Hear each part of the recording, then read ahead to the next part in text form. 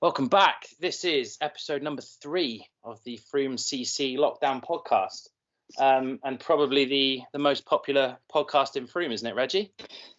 It's the only podcast in Frome, Rob.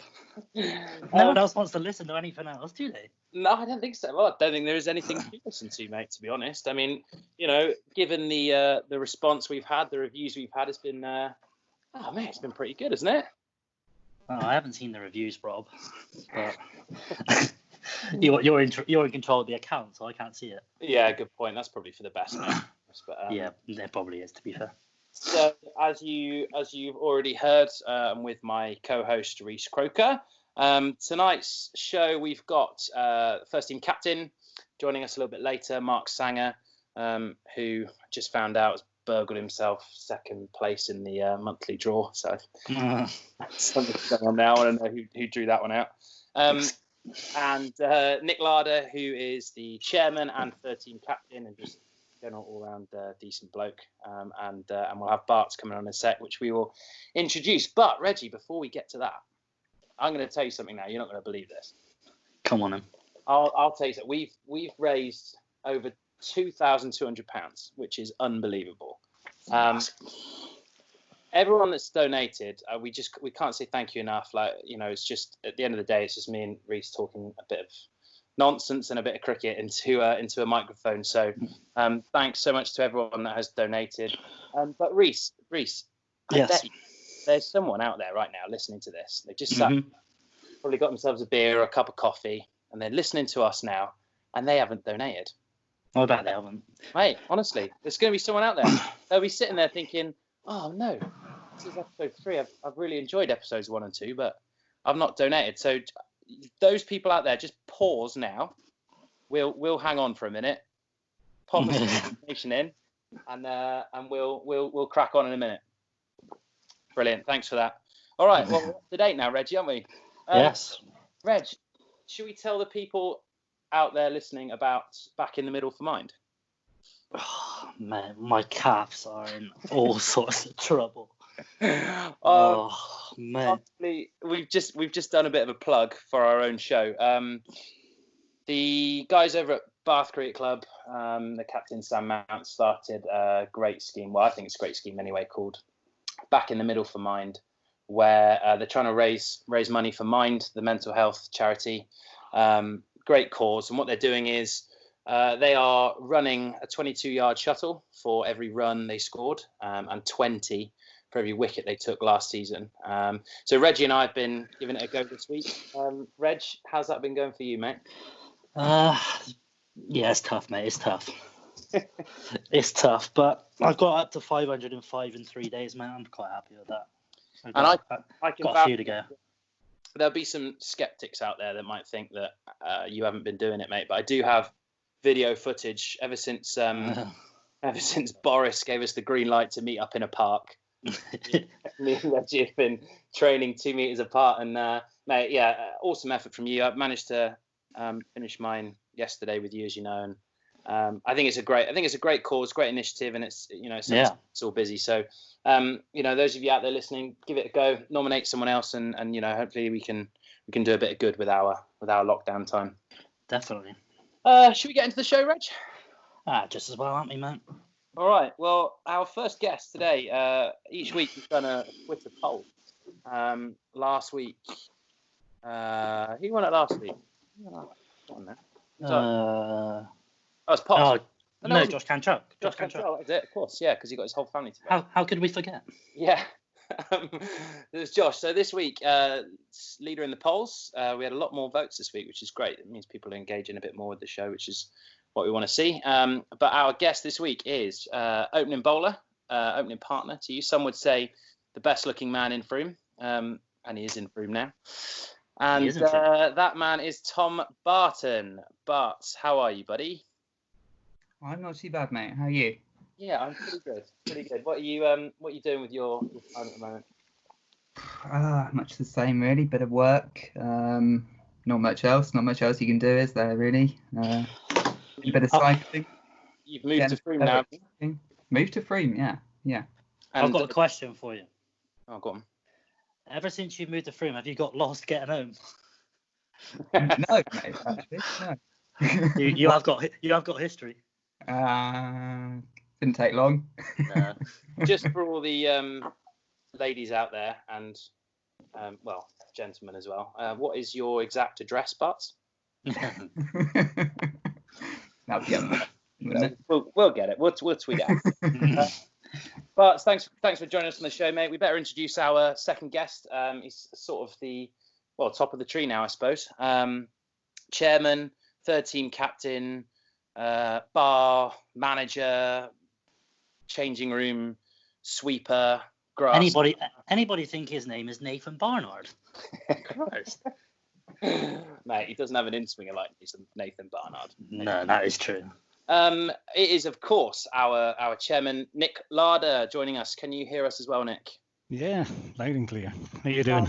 That picture you've got in your Skype photo, I'm just looking at it now. I'm sure you can see it. But can you see that as well? Only photo of me and some cricket whites at Frome Cricket Club. I can't see the stumps, but... They're cartwheeling, mate. Have you hit that one or not? Toed at the middle. Nick, you've been keeping busy doing some stuff around the club. How's the place looking at the moment? Yeah, it's looking quite smart actually inside. We've had a great deal of help over the last 6 or 7 weeks in giving a place a coat of paint and a tidy up and a clean, basically. So yeah, it's all good. Awesome. Can you maybe tell the people that maybe haven't logged on to the GoFundMe page kind of where their money's gone? Yeah, I mean the GoFundMe page through this podcast that was set up really to help us maintain the grounds throughout the summer. Obviously, with no cricket being played, it's we still need to keep them ready to be able to go as and when Boris and the ECB give us a nod. So all the funds raised for that will go towards any work that needs doing on the 2 grounds, both at Frome and over at Mells, obviously for the thirds. Awesome, and as you said, they're looking pretty pristine at the moment, which is great news. Nick, you still working from home quite a lot at the moment? Yeah, I've been fortunate or unfortunate, whichever way you look at it, to be still working. So yeah, I'm able to work from home, so that's not too bad. It gets a bit strange at times, but yeah, I'm lucky enough. I got this place to escape to every now and then for an hour or two to break up the monotony of being in the same house all day. Yeah, I definitely took advantage of that myself a couple of times. It's nice to kind of get out of the house and different surroundings and whatnot. But we are going to talk about your third team season in a moment. We had Kathy on last week tell us about the ladies, talk us through the 2's league season after episode 1 was kind of looking at the first team's cup run last year. But from your point of view, obviously promoted into a new league previous year. So kind of what were your expectations going into the 2019 season? We looked to do pretty similar, to be quite honest. I didn't really see that the standard would be that much higher. A lot of the teams we went up, the top 4 went up anyway, so we weren't unfamiliar with some of the teams that were in there. Obviously, some came down from above. That season was probably ultimately quite a disappointment at the end of it. We started quite well, done all right, but throughout the whole season we didn't really score enough runs. And as we all know, playing cricket, if you don't get enough runs on the board, you ain't going to win many matches.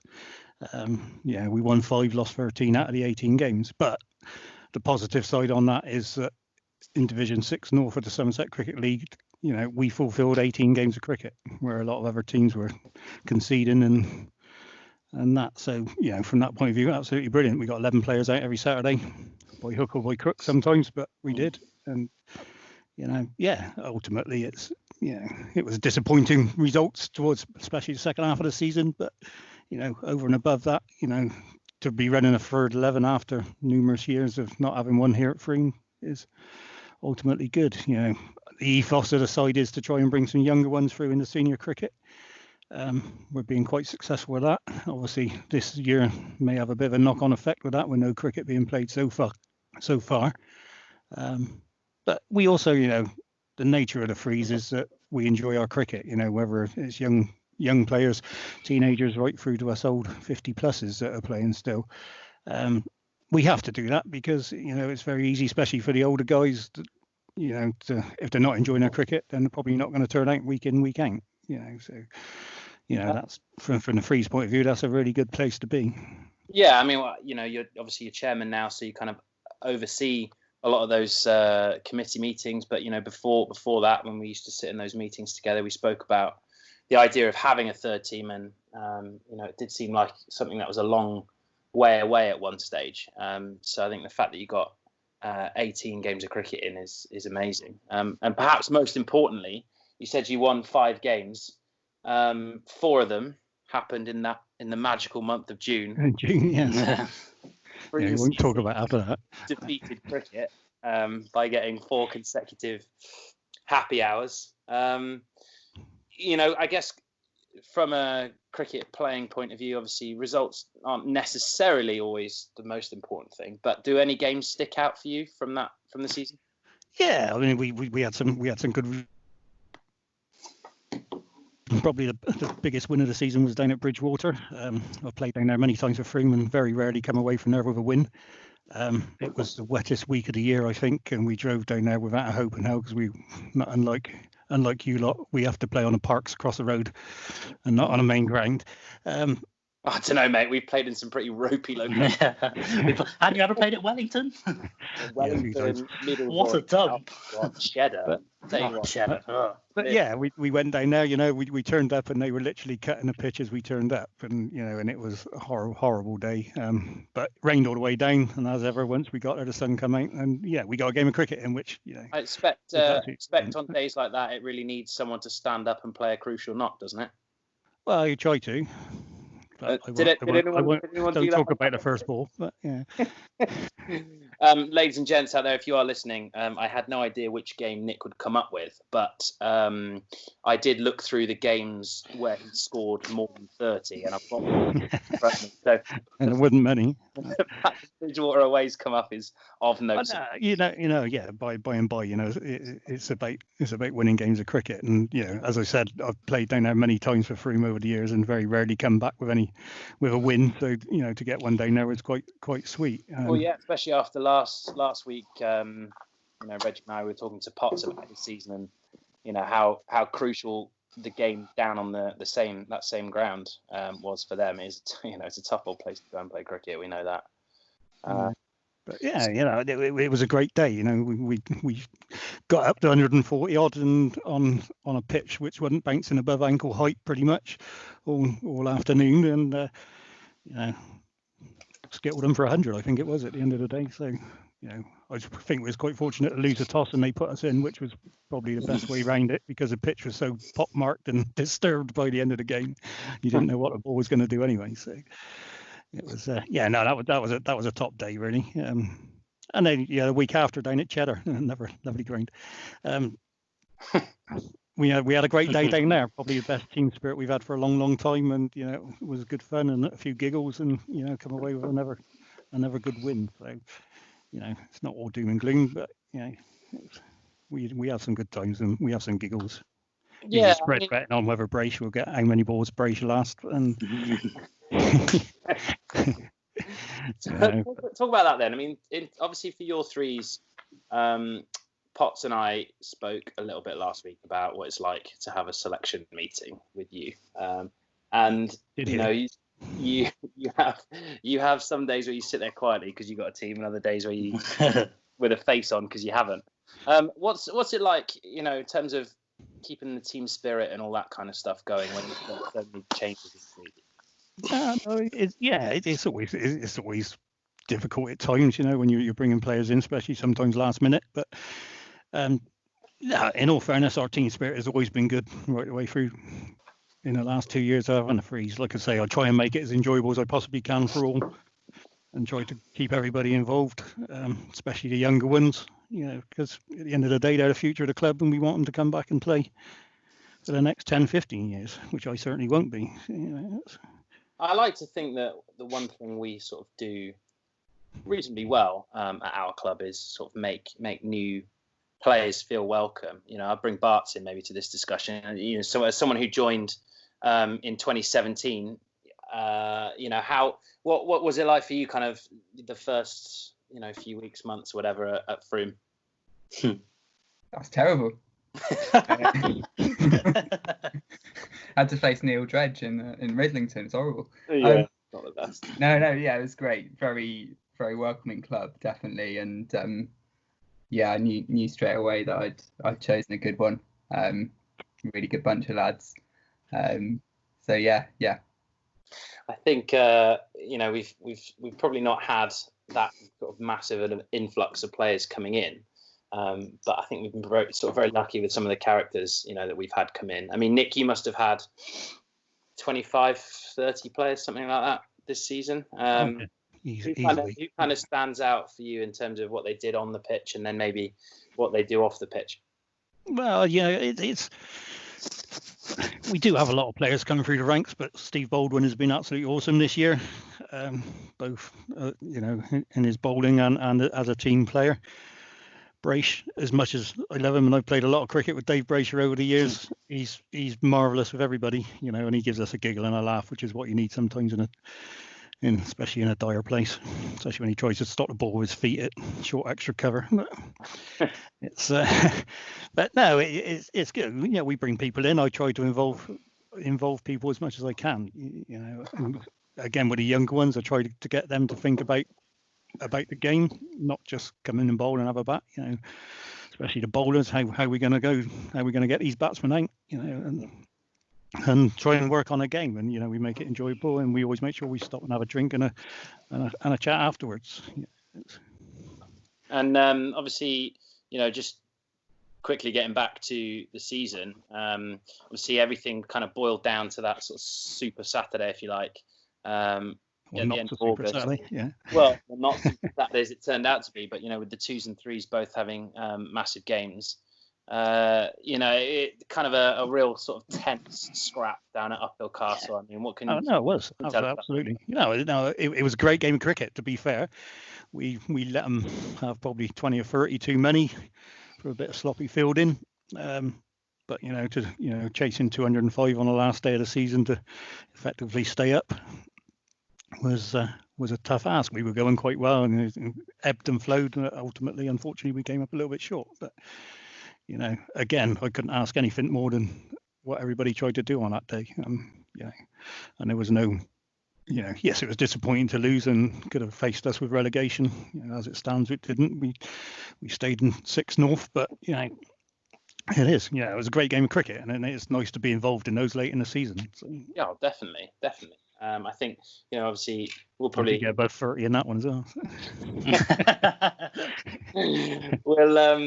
We'll get on. We've got actually a mail question about the potential restart of the season later, so we'll maybe get into that. But one thing I think it's looking unlikely maybe that we have competitive cricket in the sense that promotion and relegation. But it does.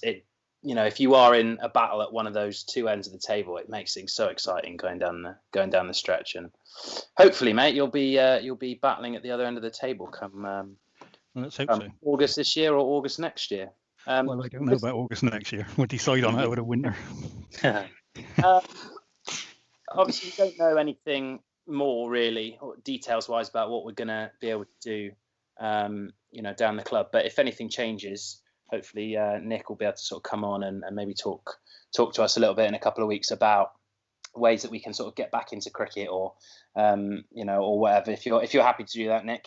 Yeah, sure. I mean, a quick update. The last conversation email I received from the ECB, obviously everything's still restricted at present, although I know they are talking about looking at ways of being able to net, etc. and train. So hopefully we'll have some news on that in the next week or so. Brilliant. Well, listen, Nick, just before you go, we've been tweeting out and asking our listeners to sort of send in some questions. We've got a very full bag of posts to get through. There is a question for you. This one is coming from Richard in Frome, and it's his question. Nick, an anonymous donation to the podcast gives the club an unlimited budget to spend, specifically on an after-dinner speaker for presentation night. Who are you going to go for? Oh, does that have to be cricket? No, mate, I don't think so. I don't think that's not what he said. You can go for Get a stripper in. Yeah. Oh, That's dead or alive? Well, mate, I think it's up to you to be as flexible as you like.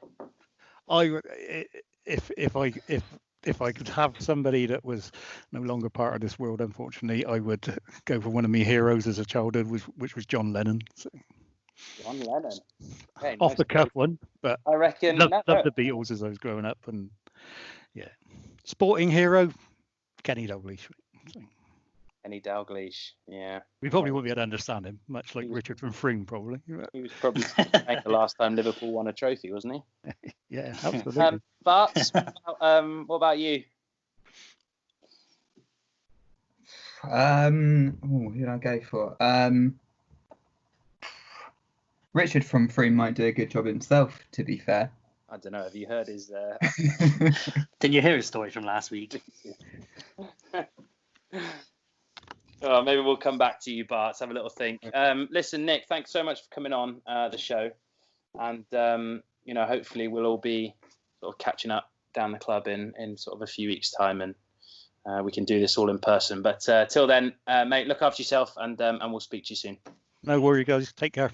Cheers, mate. I tell you what, Reggie, and Bart as well. He would never come on and say this, but I mean, if you wanted someone to, get up at 5 o'clock and put some covers on, or stay late, to lock up the club, or bat, for 40 overs to try and save you a league at the age of 50 plus. I mean, there aren't too many people that would do it for you, and Nick is right up there with one of the best, isn't he? Yeah, definitely. He's got the hardest job in the club, and he's captain of that third team. Even the adults act like kids. I won't mention any names, but I think we all know. Moving on. Good. Right. So we've got Bart, who's still on the line. What are you drinking over there, Bart? Is that one of yours? That's a pale ale. It's a Lansdowne, actually. One of Reggie's. He's on the move. He's on the move, boys. Are you still brewing your own? Yeah, I am, but I can't get hold of any malt at the moment because the whole world is at it. So I'll keep my eyes open if I find some malt. Mate, the Londis in Stoke St Michael, that's got everything on it, Rob. That is, it's got everything. You can for anything in London. Right. Well, we've got another guest joining us, Reggie, haven't we? Do you want to introduce him? Oh, mate, he introduces himself, doesn't he? First team captain. Well, first team league captain. Nah, he's the captain, man.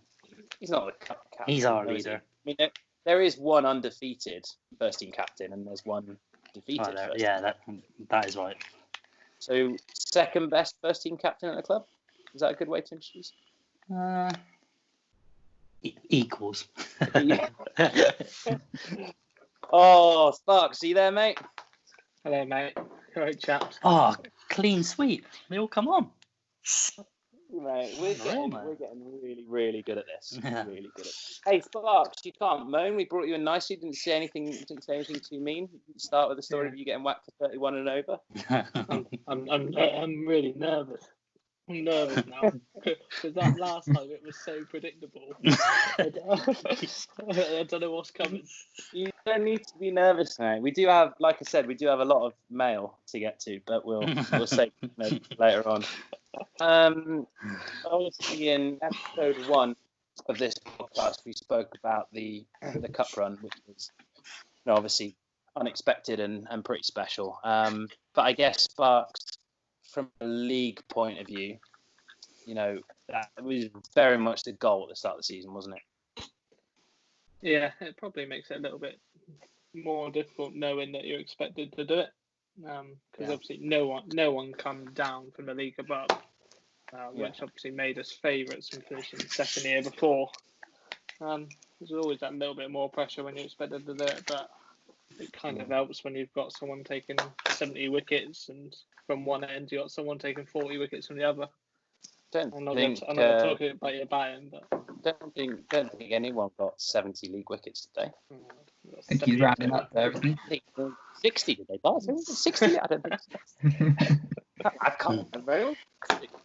That would be really. Imagine if someone did that. That'd be amazing. Horrible, man.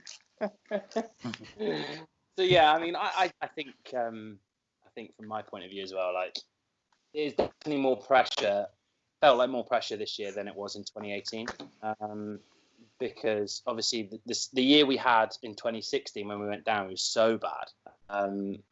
Obviously, you just kind of felt like, right, we want to make sure that we're sort of top half and hopefully we get promoted. Whereas after the season we had, definitely felt like anything less than going up would be a massive failure.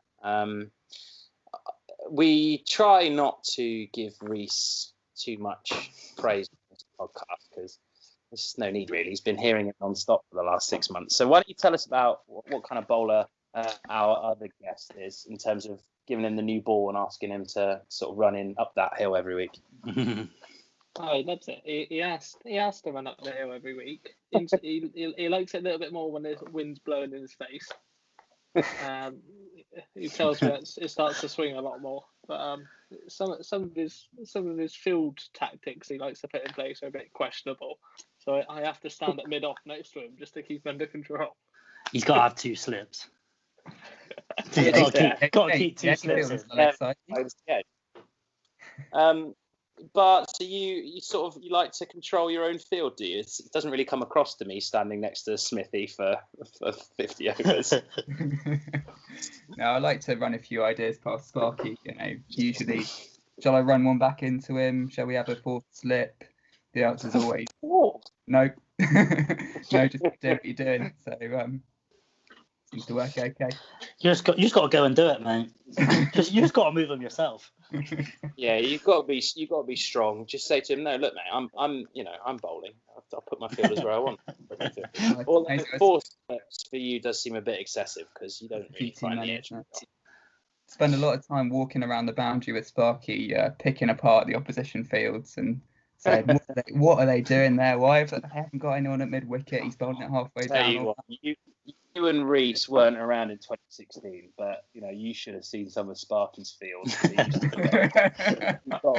played a game at Chard. Played away at Chard in 2016, and they were like 70 for 5 off about 11 overs, and they'd scored 9 runs in front of square because Sparky wouldn't put third man in, so he had like no third man. And so it seemed like no fine leg, and just kept like nicking it. They never had a third man in the Test match, do they, Sparks? So Yeah, no, mate, it didn't quite get a plan that day. And where are you going to take him from, Spark? It was also the day that you gave Smithy his first over of the season, and you gave him the 50th over.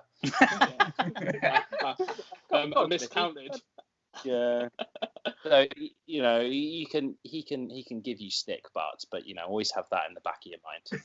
He hasn't always been the calm, assured, natural leader that he is now.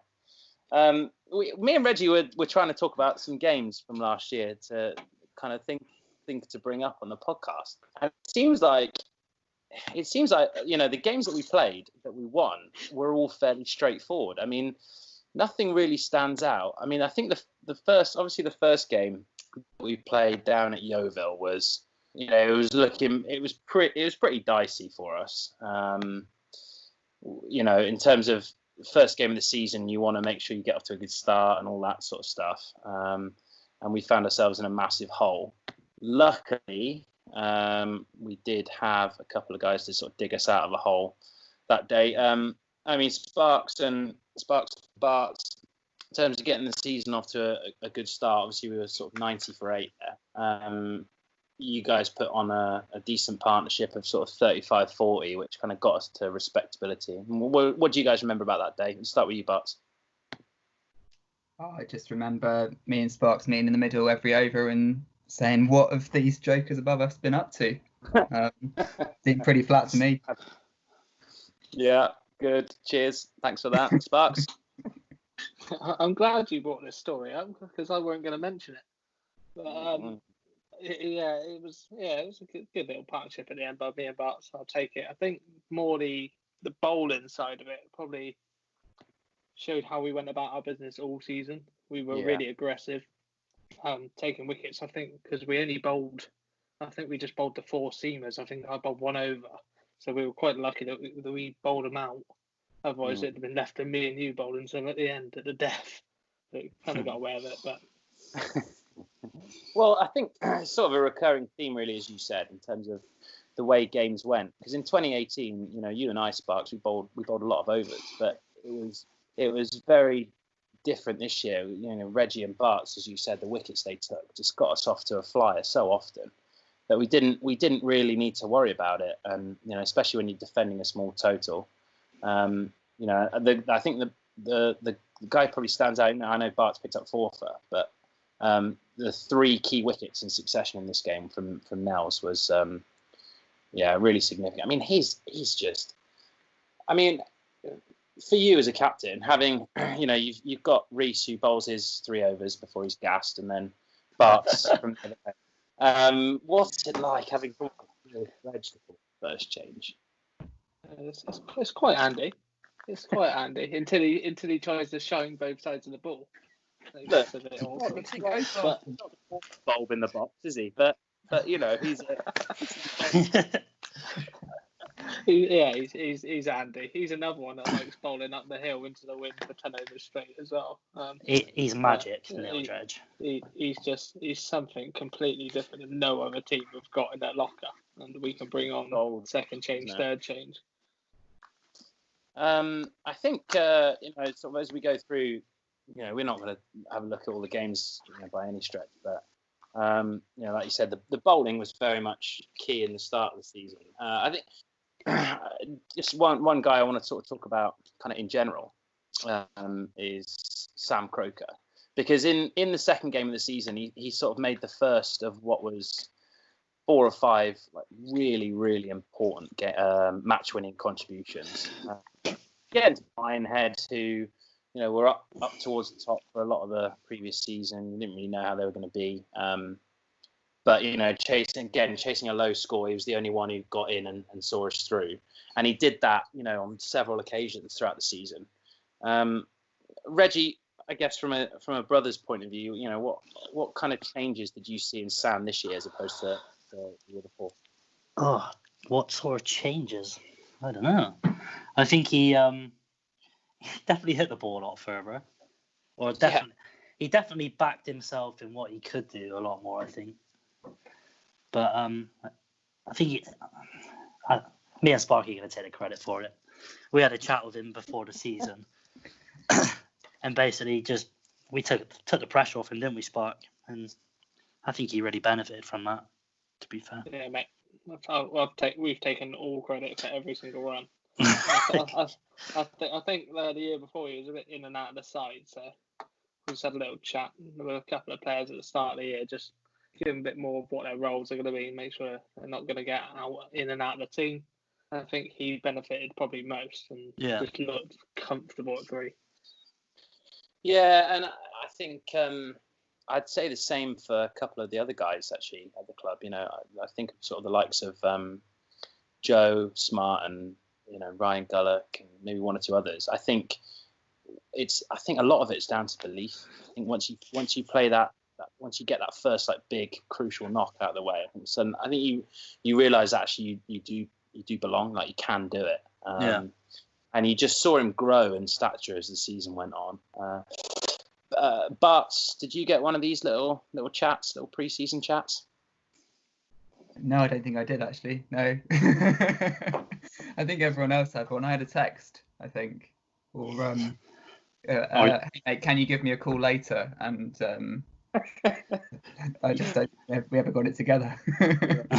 You are still playing this year, aren't you? Yeah. You haven't moved. No. Very much committed. So I guess Reece and I were sort of talking about kind of what games we should bring up, and really the only games that sort of seemed relevant to bring up were the ones that we lost. But like, I mean, you tell me what happened down at Wellington, because I've got down to Wellington, missed the carnage. But can you sort of enlighten us as to what happened Wellington away? I don't know. But in a way, it's sort of in hindsight, wasn't the worst thing that could happen, because it's a bit of a, when you're expected to win, get a couple of wins, first two, things can start to feel a bit easy. And I remember Spark getting us together in the changing room after that one, and making sure that we were all fired up to put it right over the next 15 games or whatever was left, and seemed to work. It was all going so well. I mean, I was sort of getting text updates, and they were doing that. They've got that total cricket scorer thing, so you can follow it ball by ball. It was 132. That's a piece of cake. No problem. Next time I looked, we were 25 for 7. What's happening there? Probably best sweep it under the rug, but I mean, they do have a very, very, very fast opening bowler who probably scared a few of our guys. Sort of makes sense. The other game I wanted us to talk about was Sparks. You know, this, you'll probably be soundbited for this for the rest of your life. But let's talk about Minehead away, because this is one of my favourite games of cricket of all time in terms of weirdness and strangeness.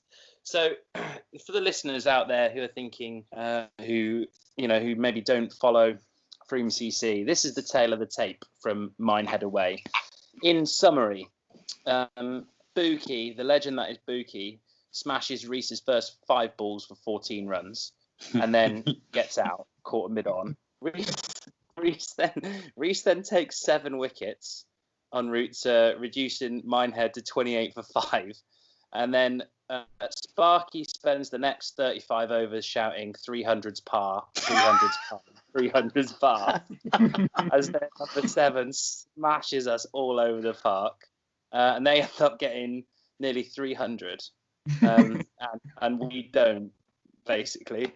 But what on earth happened there, Sparks? I think that was a bad day. That hurt a lot that day. The wheels come off. I brought myself on. That's what was wrong.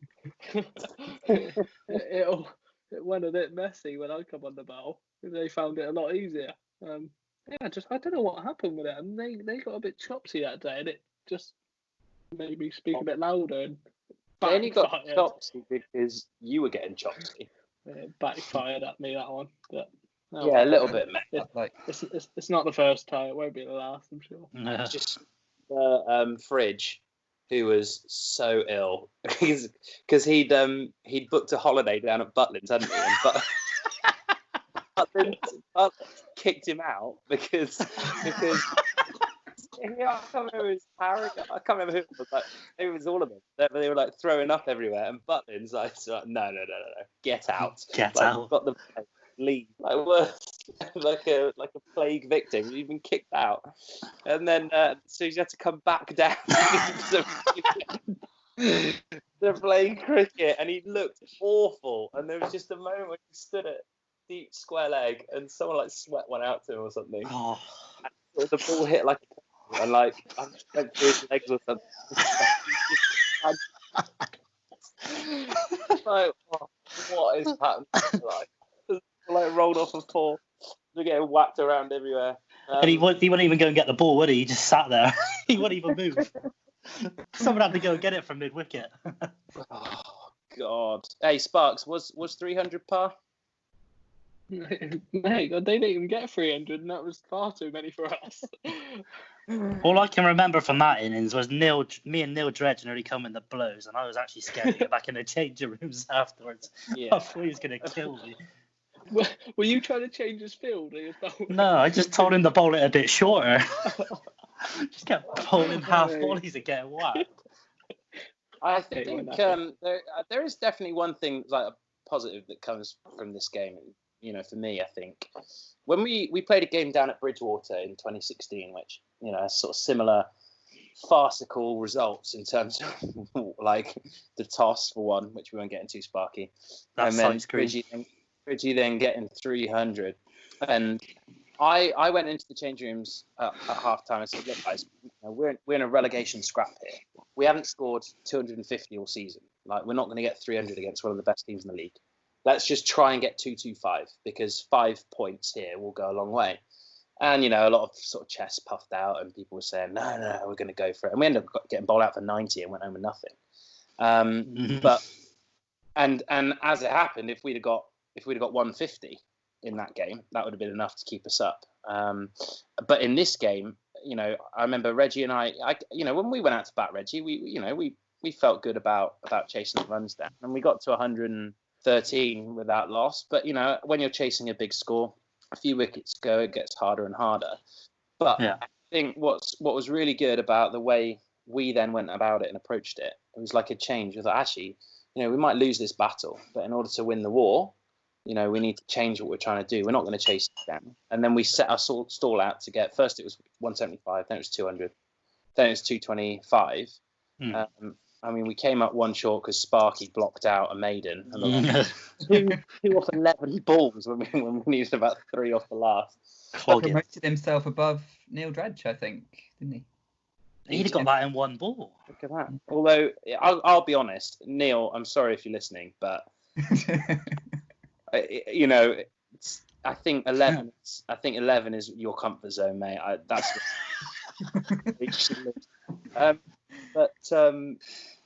But we ended up going away from there with 9, and I think maybe a year previous or 2 years previous, we might have ended up leaving there with 6 or 7.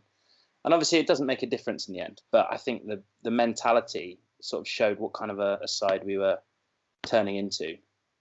And then I guess from there on, it was fairly smooth sailing. We talked about Sam. His 100, his first 100 at home to Wellington was really really special. And I think maybe other than that, there's not too many things that stick out really. Bridgewater at home, what a day that was, mind. The Mexicans around the outside of the boundary.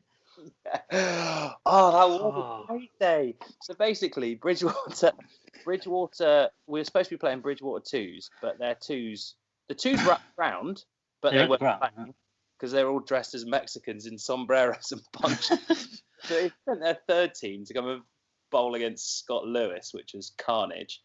And then like at the end of the game was just like the outfield was just littered with like drunk, passed out Bridgewater players. I think that should be the picture for this episode on YouTube. I think that's got to be the picture.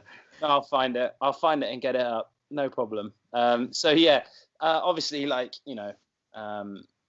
that was a pretty funny game.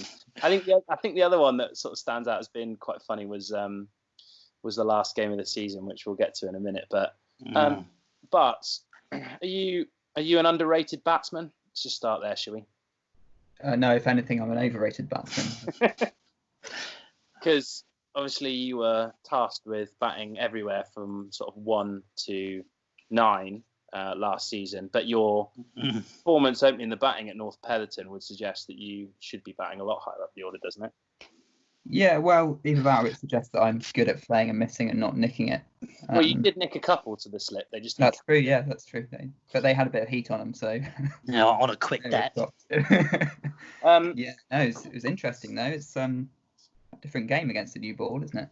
It's instructive. Yeah, but then it is probably it is the hardest time probably to bat, but then you also get so much more reward, don't you? If you just lean on one, there's no sweepers out, you get a little, get a thick edge behind point, it always goes for 4, you get one there's never anyone at square, so you do get your rewards, but it was an absolute treat opening the batting with you that day, mate. Just as a follow-up to that, I do have a question that's come in for you specifically about that, and it's from Sam C. In Frome, and he wants to know how many runs would you have got that day if he hadn't run you out? I know. It's very kind of him to say so, but I'm pretty sure that I ran myself out. Yeah, so that was going to be my follow-up. Can you talk about your decision-making process there, please? Just total overexcitement, really. I hit 4, and The thing Blood's you do pumping. is you get off strike, don't you? And everyone stands up and says great batting. No, but that's if it's 6, Bart. It's not if you're a 4. Ah, right. Oh, wow.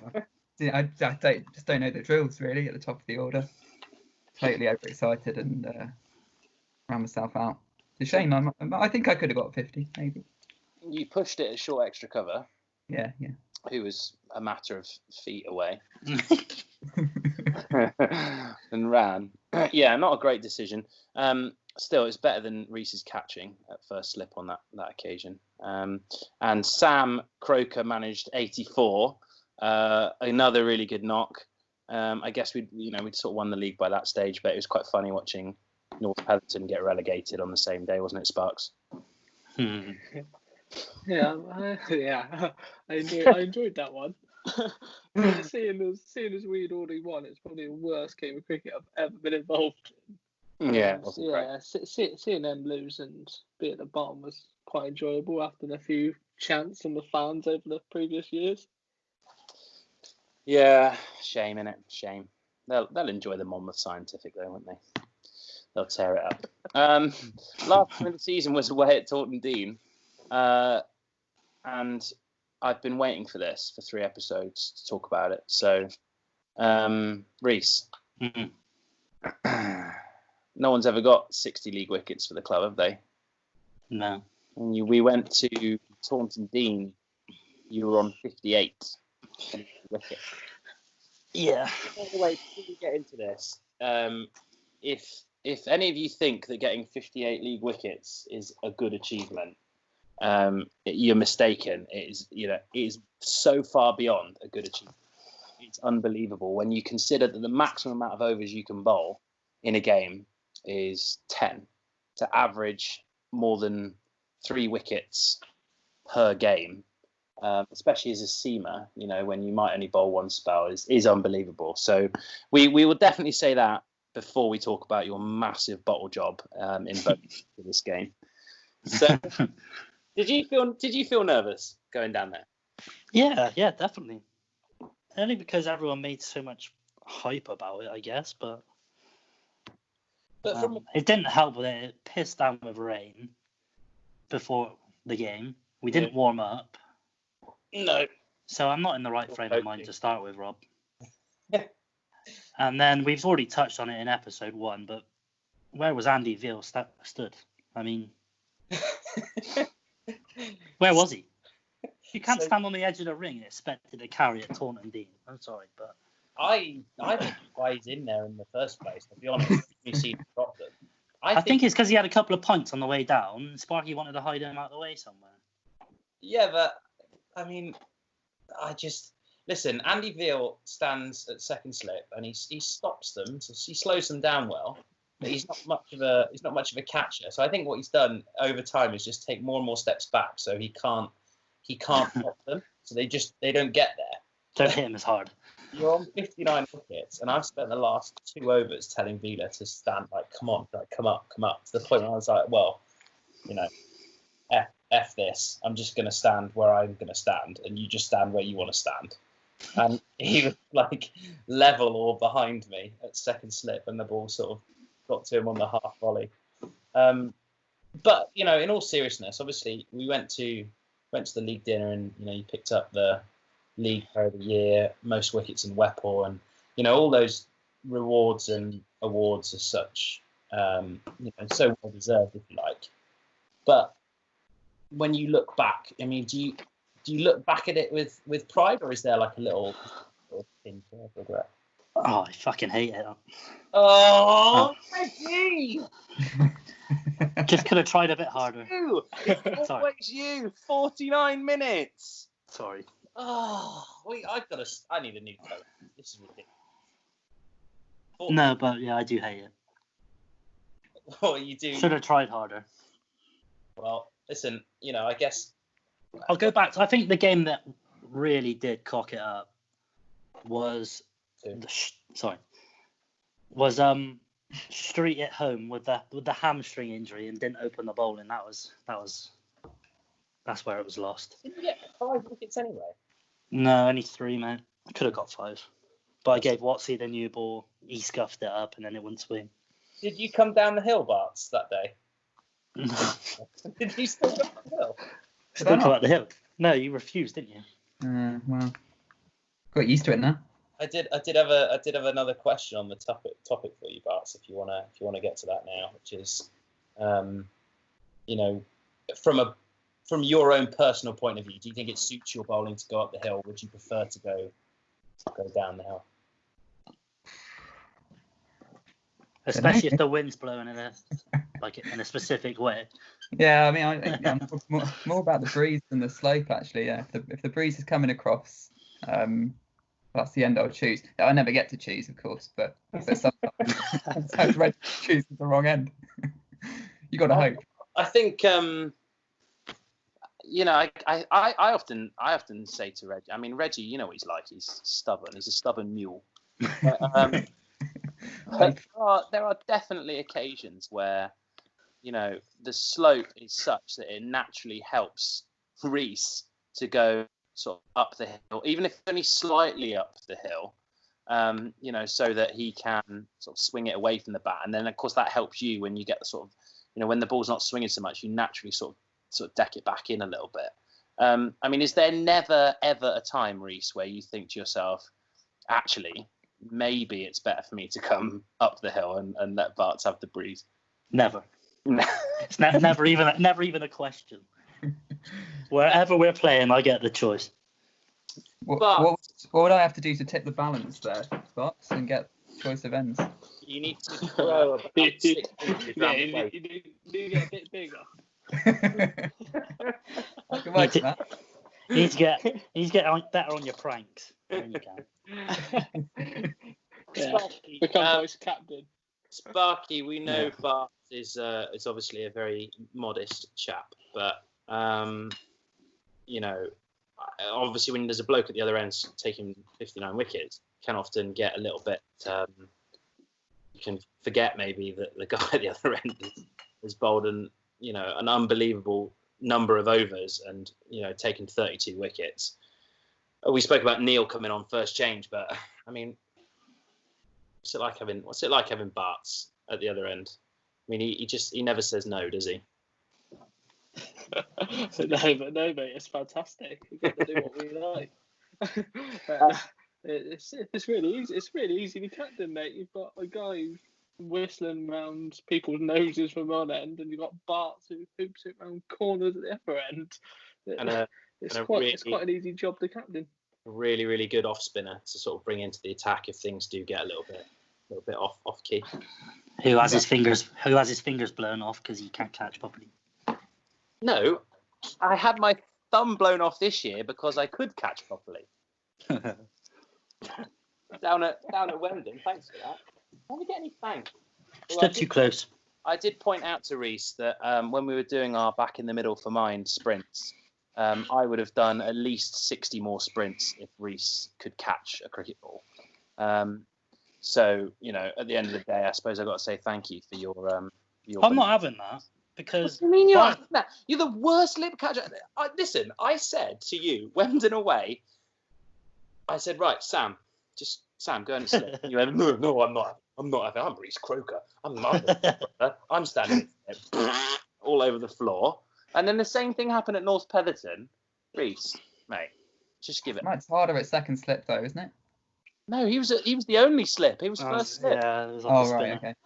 Oh, okay. Yeah. You need to decide what pace you want to bowl it at, and then I can decide where I want to stand. Look, I get a lot of edges as well because they always play for 10. Just better off not having one. Right, listen. So, long story short, Sparks, we won the league. Happy days. Going up. Cricket's the winner. What's your expectation for us in whenever it is that we play cricket? We go again. The classic. It's quite hard to tell because we're a little bit of the unknown. Some of the teams we haven't played, some of them we have. I don't know. I think if we play the way that we know we can, I still would expect we've got one of the best bowling units in that league. As long as we can put runs on the board, I think we can be very competitive. And we will have an announcement on the podcast, but I think we'll save it for next week. We have made a signing, someone who we hope is going to help us score a lot more runs next season. But I think we'll save that. Should we have a little teaser? Little teaser. We'll save that for next week. Ooh, teaser. Ooh, maybe we'll have him on. Maybe we'll have him on. Oh, An unveiling. oh. Who knows? Right, we'll put something in the works. A little Get teaser. a shirt out. Big money signing. Right, moving on. Reece's Corner. What have you got for us this week, Reg? I've got a good one this week. This is right up Sparky Street, this one. So basically, I want to know from you two, first of all, who we are most hated by as a club. So, Spark, I'll let you go first. It's quite hard because I think personally I'm hated by everyone. That's why I thought it's such a good question. I don't know about clubs because I think they all hate us because they all hate me. That's quite a good one. I don't know. There's a lot out there that don't like us. I think North Pembroke have got to be up there, haven't they? Yeah, they've got to be up there. They're at the top. They're near the top, aren't they? They've got a song for us and everything, so they've got to be near. I'll never forget that time in 2017 when we just hammered them down there. I'm walking out of the car park. Some bloke comes up to us and goes, "You're not a bad bunch of blokes, really, but that captain of yours and his brother, is it Paul? Yeah, what a pair of see you next Tuesdays they two are." I was so sure you were going to drop the C-bomb then. I was here it comes. I'll never forget that. That was so funny. I'm not sure about teams, but definitely in terms of supporters, not very popular down at Chard. Oh, yeah. Yeah. It's a great shout. Larry with him. Was that Lewis? I can't remember. Charlie Smith had a Charlie Smith. Oh. You look like you're squatting on a cucumber. One of those occasions where Reggie came back on and picked up 2 in 2 after they were looking like I think it was Chard.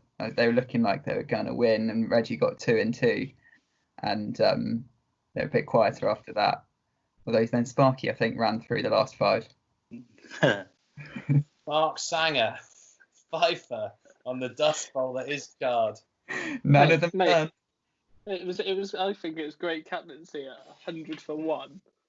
Brought Reece back on, little 2 over burst before drinks. He ended up getting 2 in 2, and then it just slid 5 onto the pads, and they just got missing.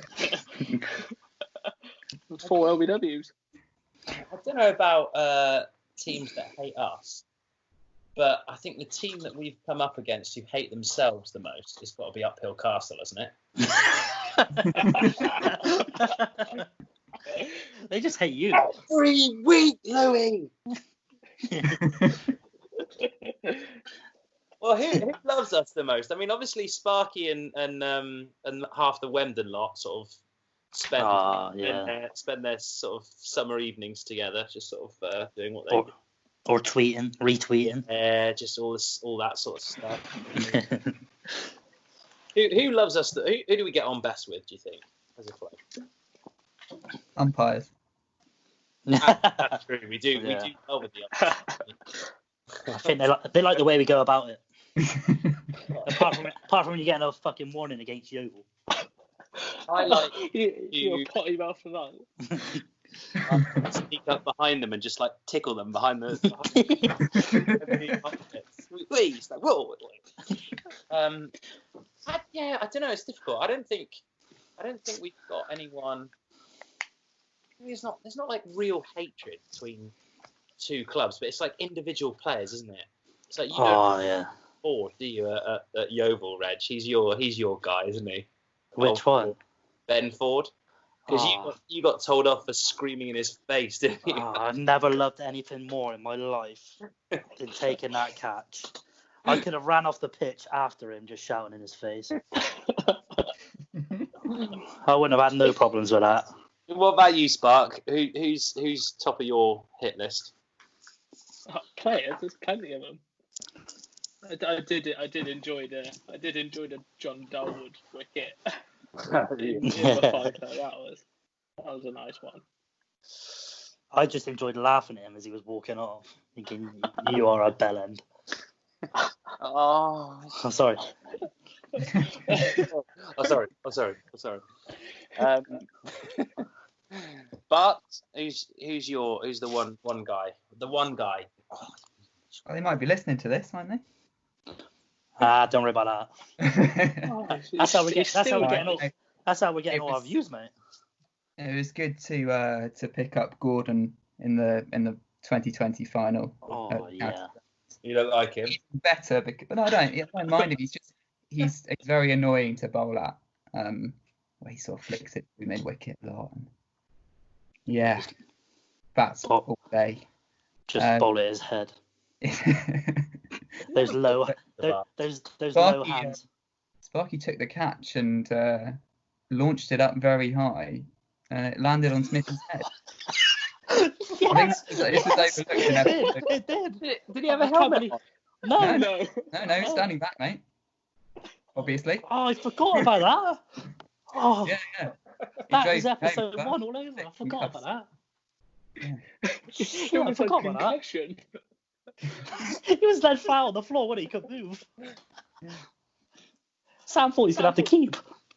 Do you remember watching cricket when you were a kid in the 90s and they used to chuck the ball up as high as they could after catching it, and you always think, where does it go? Now you know. Smithy's head. 90s? How old are you, Bart? You know, I'm 26. Yeah, you didn't watch cricket in the 90s. No, okay, early I 2000s. know the pain of watching English cricket in the 90s. That's all the flashbacks on Sky Sports at the moment. He's been watching. That's it. What a legend. I don't know. I don't think I've really got any. I don't think I've really got anyone. Nothing. No one sort of. Yeah, but you've mellowed a lot, haven't you? You used to have a lot in your Bath days. Oh, mate, I tell you. Well, if we're talking about if we're rolling them over. Well, yeah, just as well. This is good fun. Rivalries renewed. I don't think Louis Crowcamp at Ilminster is going to give me a very pleasant reception. Oh, I hate that bloke. And Lloyd Alley at Taunton St Andrews. I can't wait for the Beamer, mate. He doesn't like me either. I'm looking forward to the Beamer. Yeah, there's going to be quite a few, isn't there? I don't know. Maybe Emily Dibble. Oh, what a blast from the past. Right, should we do some Q&A? No, I think you tell everyone about Emily Dibble. Talk us through it. What do you want to know? Well, she's a very good bowler.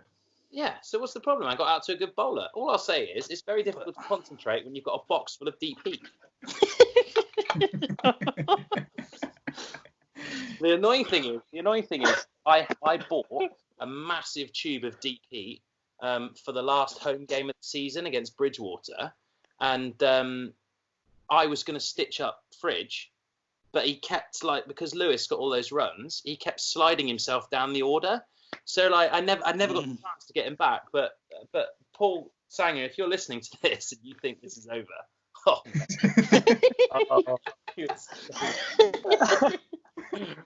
anyway, we've got questions to get to.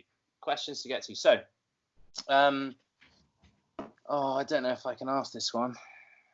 Do it. This one's a bit ropey. Do it. No, because it's from that remember that guy last week, James. Is that James Yu? James Yu. From Frome. Yeah. Yeah, just say it, man. I think. All right, I think this podcast is gone. Just say it. One that talks. Just say it. No, it's gone, man. This one's for you, Bart. So you can just say past, and we'll just move on to the next one if you like. So. Andy Veal was watching a documentary about various different types of birds of prey that can eat sort of large items, whole cucumbers. So James wants to know, Bart, what's the biggest thing you think you could eat whole?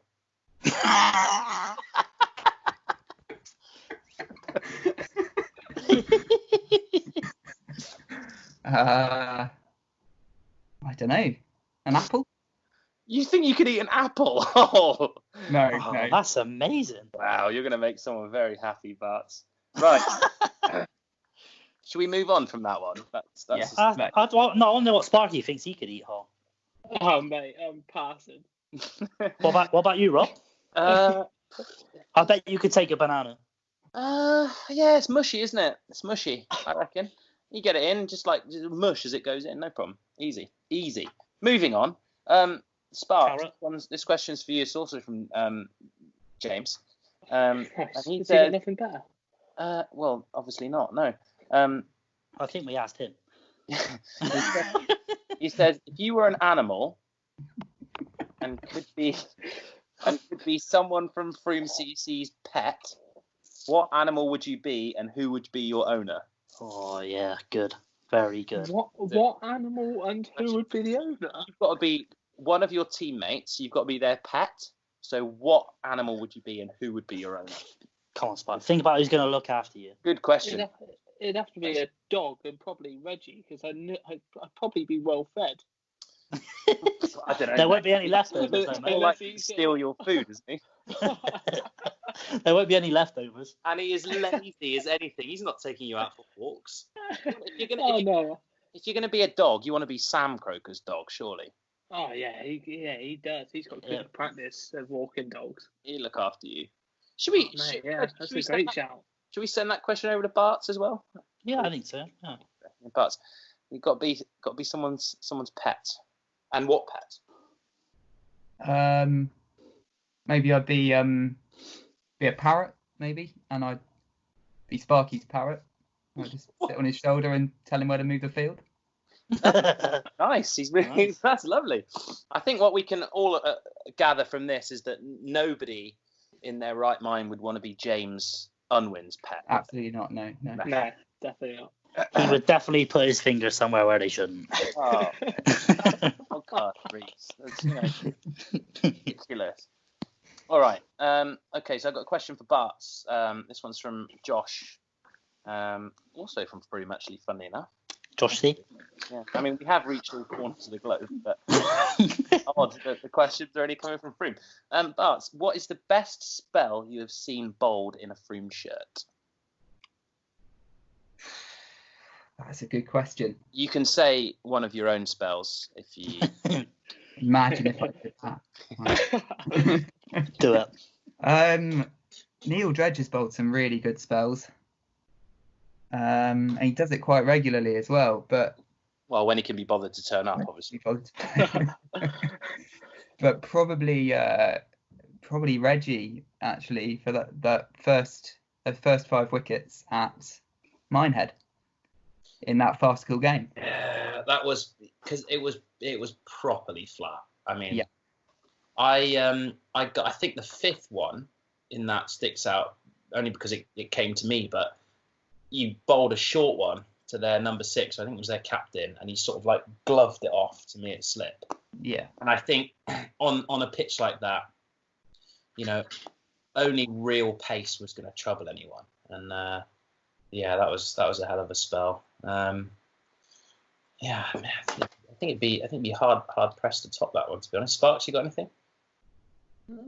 There's been quite a few good ones. Obviously, most recently, I think a few of Reggie's, but Bart's has bowled some absolute unbelievable spells without getting the wicket. The thing about Bart, you stand there at slip sometimes. Like, I get a perfect view of your sort of the ball leaving your hand, and some of the balls you bowl, Bart's, are unbelievable, and they are too good. I just wonder if maybe like now that we're moving up a level, you might actually get a few more nicks because you don't get the luck that Reggie gets maybe, but then I think Reggie bowls at the stumps like full fast straight a lot, which gets kind of the lower order batters out, doesn't it? Whereas the ones that swing round corners, the lower order batters. Yeah. Nick. I think the key to that though, Rob, is not using all your overs up in one go, mate. Yeah. So you've got to save some for the lower order, mate. That's a really good point. You've got to save some. So when I'm asked do I want another one? The answer is Just say no. no. Just say no. I'll try. You got to pretend that you're blowing out your ass, and you just got to bend down on money and get Spark. That's enough. Yeah, but Save them for later. Why? He doesn't get asked if he wants another one. He knows he's got about 10. I think it's really odd that no one's mentioned my my 3 for 6 in the quarterfinal at Bear Flat in 2017. But I mean, I'm pretty sure that won us the game. But it's fine. Double. I think the old I know the batsmen weren't that great, but I know Watsy's 7 for 8 was quite handy. That was a hilarious day in general because Reece was in music too. For one end. I don't think so. I think there was only one bloke that got the blame for that day. Yeah, there was one bloke who got the blame, mate, but that's not what I said. You're welcome. Right. Next question. This one's from Paul.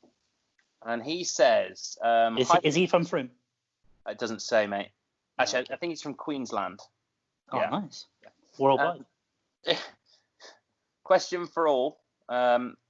Hypothetically, obviously, regardless of how likely or unlikely, if we are the Weppel panel, the 4 of us, which God help the league if we ever are, but if we are the Weppel panel, we can start up in July.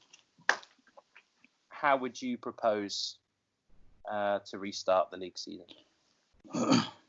I'd keep Midsummer Norton's minus 20 points, definitely. Don't you think it would be much fairer? Like, we'll get on to whether or not you think there's going to be promotion and relegation. But if you do have half a season, surely that's unfair to the other 9 teams in the league. If you give them their 20 points, because who cares, right? Surely that should roll over to the following year. Definitely. No. I think let them have them. I don't think you can have. I mean, obviously the ideal is that you start in July and you play half a season, right? So you still play all the other 9 teams, and it's it's nice and clean that way. You play 9 games. I don't think you can have promotion and relegation because there are so many teams that like us, for example, would benefit. We benefit more in the start of the season when the clubs don't have sort of uni players, academy players, and all those stuff back in. I think we're a stronger side in the start of the season. But then you've also got, a lot of people are going to decide, well, maybe I don't want to play cricket. Maybe it's a little bit too risky or whatever. And I don't think it gives a fair reflection, especially over only 9 games. No. A league team to be. But what do you reckon? Promotion, relegation, or not? Don't think so. I don't think it'd be fair. Maybe we still play the cup. Maybe. Yeah. So I think if they could play a cup competition. There's no reason you couldn't do that. Still do the cups. I think there's a lot of people out there that would say, well, what's the point in playing if it's not going to be competitive cricket? But I think at the moment, given everything that's going on in the world, the most important thing is just getting people back out there, playing sport, supporting the local clubs and all that kind of stuff. Definitely. I think one thing that I think would be really interesting if we do play cricket is like what we can do ourselves to create a bit of interest, because we're going to want to play as much cricket as possible for all of our Sundays. You can have say Midsummer Norton and one other team, maybe like Bath 2's, Midsummer Norton and us maybe, and you could play like a T20 tri-series like they do in the national, and do it at each person's ground on successive weekends maybe, or something like that. Or you could have like a best of 3, you play like a midweek T20 league, that sort of stuff. I mean, there's loads of options. I think it would be really beneficial for us to be able to play 9 games with no relegation. See what the standard's all about. Yeah. See where we're at. See what we need. I think it would be really beneficial. But we will see, won't we? We certainly will. Thanks for that, Paul. He sent us another one as well. This one's directed at both Reece and Spark. So I don't, and you probably won't know either, but I'm a little bit bemused as to this one. But here we go. He's referring to a spell of bowling from Reece against Sparky at Lansdowne in 2015 in a game which Frome got pumped, apparently. But Paul wants to know what was said out there between the two players. He said Reece was charging in. Both players were sort of teapotting. What was Reggie aiming at? What was said? And how scared were you, Sparks?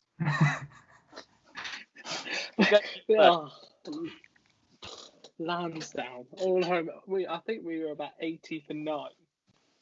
And Reggie was just, every ball, I knew it was at my head. Every ball was going towards the head. He didn't care where the stumps were. And then I had Hankins at slip abusing me. It was a nightmare to be out here. But all I had to do was sway out the way because I knew where it was coming. So it was easy. All good. Any verbals between the two of you? I can't remember any verbals. I don't think I had verbals. I think I just kept laughing. I was getting sledged from first slip, granted, but no verbals. Yeah, I don't think I said anything. I reckon if you two weren't on the same team, I reckon if you were in the same league, we'd clash. Big time. Yeah. Two of the worst blokes going. Right. But next one's for you. This one's from Portia in Swansea.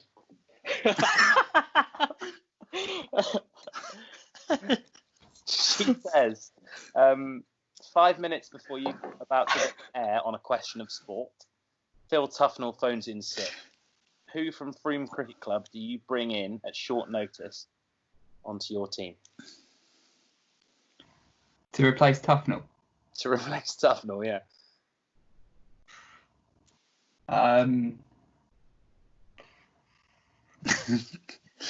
Probably Richie Potter. Rich Potter. Well, yeah, I mean, I guess you could go with Rich Potter. I mean, he would probably cheat. Or say the questions wrong. So if you're happy to run that risk, mate, then fine. He'd find a loophole in the question. He's not Gary Neville. He's not Gary Neville. No, it's got to be Gary Neville. He wouldn't sort of think, well, this is a show. It's meant to be a bit of fun, light-hearted. We're supposed to entertain the crowd. You know, maybe raise some money for the cricket. I mean, for BBC, because it's more important that every single tiny detail of every question is right when he's won the quiz by 5 points. No, let's move on. Got his phone out on the desk, googling. It's just not right, is it? I don't trust that guy one bit. There's something dodgy about him. I'm going to find out what it is. We all know it. He's got a skeleton in his cupboard somewhere. So we'll find it. It would have to be someone like Sam Wheeler. He would bring the comedy gold to it. Yeah, Wheeler would be good. Good. Unless there's a colours question, then he's actually screwed. No. Right, we've got one final question. And this one's for you, Sparky. And it is also from Portia in Swansea. Sparky, which club has the best shower facilities? Oh, God. You've done me. I knew it was all going too well. Can I answer that one?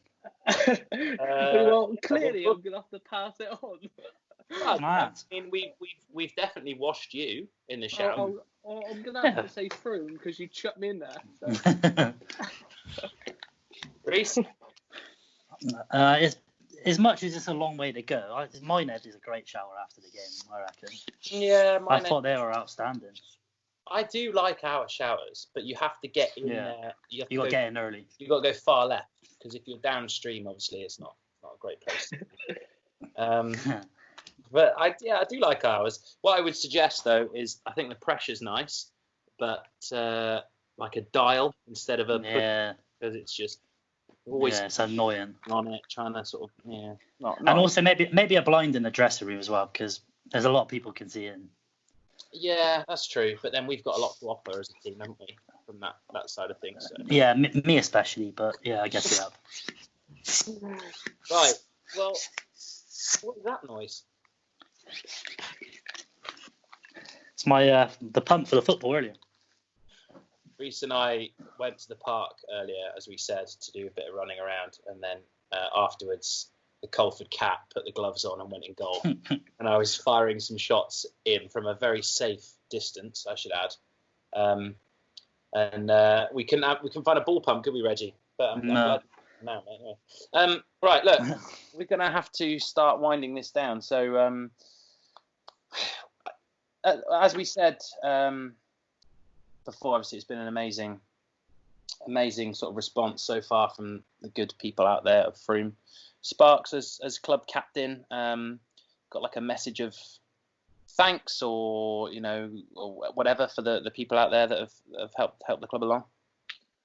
Yeah, it's amazing what's been donated already. I think our first target was like 500 quid. Yeah. And now we're over 2,000, so it's amazing. Obviously, we thank everyone who's donated, whether it be 5 or whether it be 10 or 50, whatever. Every little bit is going to help us be ready when we get the go-ahead. So if you can keep donating, it'd be much appreciated. You'll all be welcomed down when we're able to go. Yes. Well, Sparks, Tom, Barton, thank you so much, guys, for coming on, joining us. We will definitely be back next week. We're not exactly sure what the topic is going to be yet. Me and Red are going to have to come up with some ideas, but obviously the support you guys are giving us, we can leave it there. So we'll figure something out. But Bart and Sparky, thanks so much, guys, for coming on, and look after yourselves, and we'll see you soon. Cheers, boys. Cheers, chaps. Reggie, 3. Robin. 3 in the book. I reckon that one went well. I mean, obviously you let down again for the 3rd week in a row. Oh man, I'm sorry. I'm sorry. Have you got a message for all the children out there that whose day you've ruined? Can you sort of? All I can say, mate, is no. I don't have a message for him now.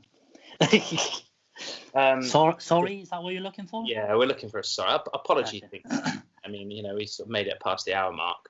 Yeah. 2 episodes this week. But, mate, you can't have everything. So what we're going to do is, if there's anyone out there still listening, after Bart's hung up, which, I mean, why would you? But if there is anyone out there still listening, we need some ideas, I guess, don't we, for next week? So if there's something you want to talk about, want to hear about, the questions have been great fun. So make sure they keep coming in. Maybe we'll just do like a mailbag episode or something like that. So if you've got any questions at all, send them in at Frome CC Podcast. We had all those coming through the Twitter account, which is great. So keep that up, keep donating, and we will be back again with you next week. Cheers, guys. Thank you.